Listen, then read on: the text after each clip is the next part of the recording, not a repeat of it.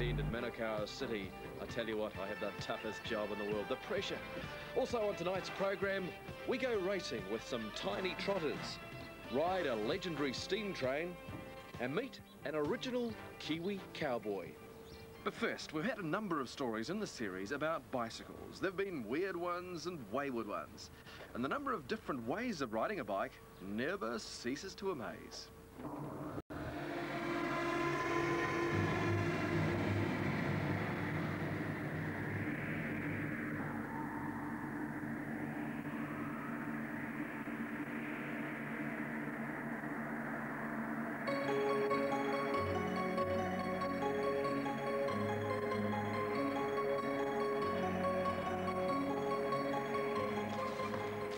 Have you ever heard of a step-up smurf, a dweezil roll, or a megadeth? No? Well, I'm not surprised. You see, they're all tricks belonging to a new bicycle sport here in New Zealand called freestyling. Now, it seems with a bit of ingenuity, anything's possible on these bikes. I guess it's called freestyling because there's just no end to the tricks you can invent on these bikes. The sport began in the States about 8 years ago, but here in New Zealand it's only just taking off. And to help promote freestyling, these guys have formed a team. Dion Genie is 16 and his speciality is scuffing. Right now he's doing the funky chicken. Matthew Garrett likes to roll. Matthew won the recent 1989 national competitions. He also does a very impressive step-up surf. And Jonathan Lee's team leader. Now he likes to specialise in spinning. This includes tricks like the decade and the boomerang. Now you may have noticed these bikes are not your normal two-wheelers. Basically you've got stuff like the derailleur here. That's a gyro, and you sort of spin your bars like that and it doesn't tangle up the brakes. And you've got a double top tube, lets you stand up. You got pegs, lets you stand on that. You've got, basically it's just a stronger bike than any BMX bike.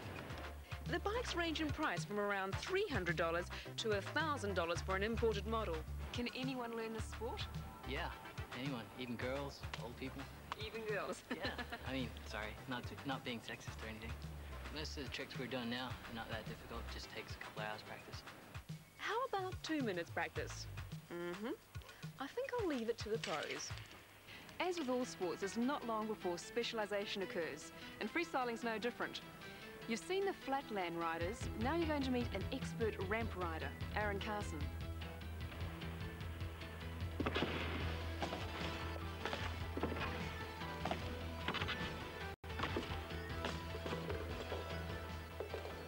Is it dangerous? It looks it.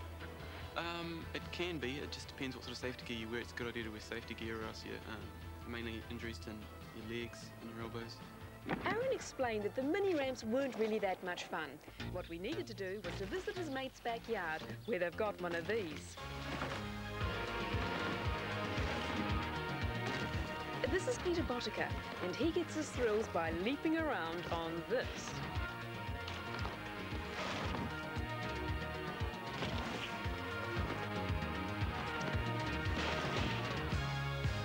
Riding a bike on a ramp is a little bit harder than skateboarding on a ramp because there's a lot more to get tangled in as you fall. You can't really get away from your bike as easy as you can from a skateboard, and you usually injure yourself a little bit more. Skateboarders can just sort of jump away and slide. And when there's no suitable ramps around, it's time to take to the streets.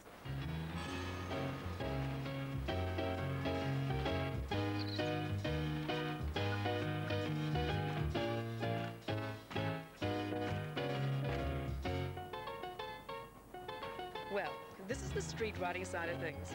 There's really no end to freestyling. You can do it anywhere, anytime, any place. You just need to keep your imagination turning and the wheels burning.